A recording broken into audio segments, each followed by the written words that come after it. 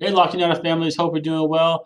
This is Dr. Gold, and I just want to take some time to explain the new 7 through 12 hybrid schedule, which will start on April 13th. I've received a lot of parent questions, so I wanted to make sure that I could answer a lot of those questions that you all had regarding the schedule, what it looks like, zero period, what campus will look like, lunch, and a variety of other things. So I'm going to take about 10 minutes, 15 minutes to go through this whole schedule. Feel free to fast forward me if you like. I will not be upset, but I want to get all those details out there for you all to see. So first of all, we're going to group students into two groups. There's going to be a group A and a group B. So group A will be everyone will be virtual on Mondays. Group A will obviously be virtual on Monday, and they would be in person on Tuesday and Wednesday.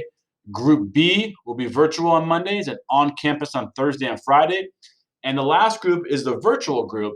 These are people who have opted in for distance learning or online learning Monday through Friday, but they will still be grouped with group A or group B. So every student will be in a group. And then we're also going to determine a date, probably mid fourth quarter, to establish a point where parents may change their decision to be virtual and come back in person. Once we get into the stride, if parents want to change their mind, we want to make sure we give that options to them. So what the schedule will look like is the following. This is kind of what I just explained, but I want to make sure you see it on the screen to make it a little easier. So if you see right here, Monday is all virtual instruction, starting with zero period if your child has it, and then going through the whole schedule with office hours at 1:45. And then on Tuesday and Wednesday, cohort A will be in person, periods 1, period 3, and period 5. And then cohort A will be in person period 2, period 4, and period 6. On Thursday and Friday, it will be the same schedule, but cohort B will be in person 1, 3, 5 on Thursday, 2, 4, 6 on Friday. If you're a virtual learner, you will follow the schedule 1, 3, 5 on Tuesday, 2, 4, 6 on Wednesday, again on Thursday and Friday. The same thing. You'll just be virtual during the whole time. You will not report. And the zero period, I'll explain in a later slide. But school does end slightly earlier at 1 o'clock on these days, so students could do a grab and go lunch and be able to head home. So that is the schedule, and that is what it looks like. So hopefully that brings some clarity to some of the questions you had. Again, if you're a virtual learner, you will be online the whole time. And then what will my day look like? So if you're a group A student, this is just said the same thing in a different way. On Monday, you'll be a virtual learner 1 through 6. Tuesday, we ask you to arrive at campus between 8 and 8:10. You'll attend periods 1, 3, and 5. On Wednesday, you'll arrive at campus at about 8 or 8:10, attend period 2, 4, and 6. Then on Thursday and Friday, you go 1, 3, 5, 2, 4, 6, but you will be virtual. And then on Group B, Monday virtual, Tuesday, Wednesday, all virtual, 1, 3, 5, 2, 4, 6. Then on Thursday and Friday is when Group B would come to campus. They would arrive again between 8 and 8:10, attend all their periods, 1, 3, 5 on Thursday, 2, 4, 6 on Friday in person. Then all virtual students will follow the same schedule with a 1, 3, 5 on Tuesday, 2, 4, 6 on Wednesday, 1, 3, 5 on Thursday, 2, 4, 6 on Friday. Again, all virtual as parents or students opted for that. And then what happens if you have zero period? There's a lot of questions about this. So, I want to make sure we're clear as a lot of 7-8 kids have zero period. The zero period offerings we have, 7-8 is zero period PE for 7th grade, zero period PE for 8th grade. We have 7-8 orchestra and men's ensemble. So if you do, whenever a student has a virtual is virtual, they will attend zero period in the morning from 7:40 to 8:20. So all those kids who opted for virtual instruction only will have zero period every morning from 7:40 to 8:20. Again, Mondays all virtual for everybody. Tuesdays and Wednesdays, the B group and the virtual group will be from 7:40 to 8:20, and then Thursday and Friday, the A group and the virtual group will be 7:40 to 8:20. And how about when you're on campus? So on Monday, again, there's no one on campus, so that would be virtual. And Tuesday and Wednesday, Group A in person for zero period will be after lunch. So from 1:35 to 2:15, and the Group B will be in person for zero period from 1:35 to 2:15. So again, the Group A in person Tuesday, Wednesday, the group B in person Thursday, Friday. And then in summary, all virtual groups will have virtual instruction from 7:40 to 8:20, Monday through Friday.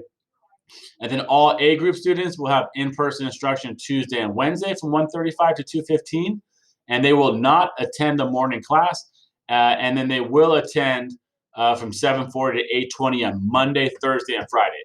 And then the B group is the same thing. We'll have in-person instruction on Thursday and Fridays from 1:35 to 2:15, and will not attend in the mornings those days, but they will attend in the morning from 7:40 to 8:20 on Monday, Tuesday, and Wednesday. So hopefully that clarifies some of the zero period questions people had. I hope it does. And then this is just another way to look at it.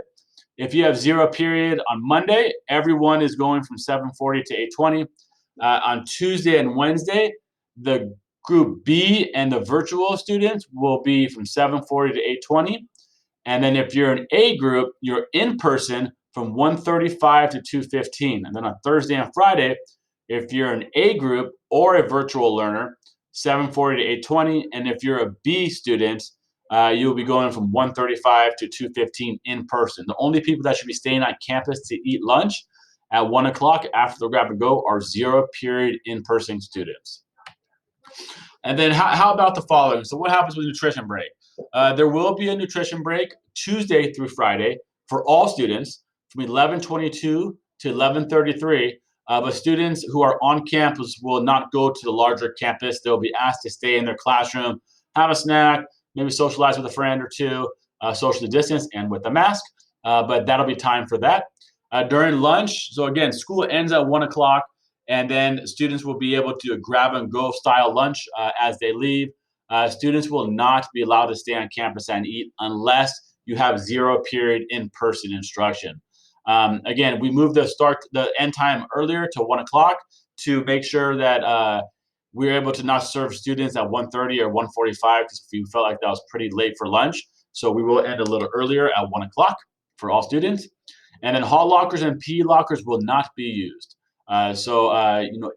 Any items you bring, make sure you can fit them in your backpack because PE lockers will not be used. Office hours will be held virtually every day. So on Mondays, it'll be from 1:45 to 2:45, and on Tuesday through Friday from 1:40 to 2:40. So hopefully you take that time. We got a lot of positive responses about office hours, so we want to make sure that students have time to still do their office hours.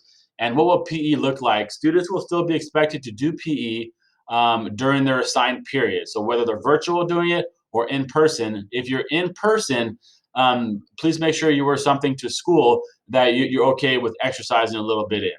So you shouldn't be wearing flip flops to school. Closed toe shoes. Maybe something a little more comfortable than you normally would come to school in, knowing that you will not be changing for PE.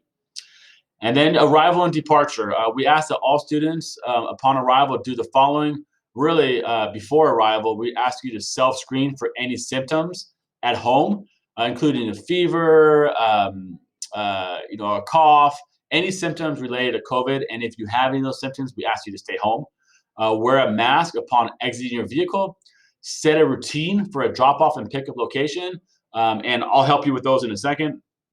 Make the drop-off location close to a health screening location, which I have a map I will show you. Once you get through the health screening, we ask you to go directly to your class, not loitering or hanging around. And if you want to socialize while you're walking with a student, we ask that you obviously keep your mask on, social distance, but we understand that students are going to be excited to see their peers, but we ask that they do it in a safe manner. And then we ask upon departure, is that we ask that all students do the following at the end of their instruction. They pick up a grab and go lunch if desired. I believe those lunches will be free of charge.